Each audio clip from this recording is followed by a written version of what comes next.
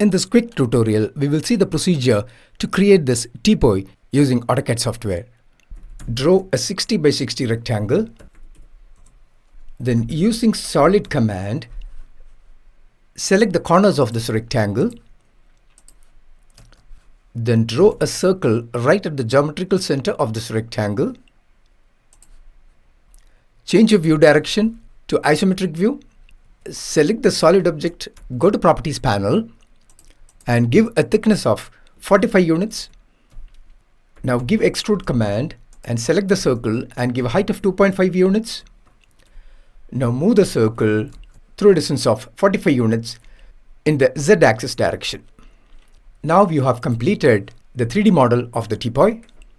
Now using the RMAT command, you can give materials to these objects.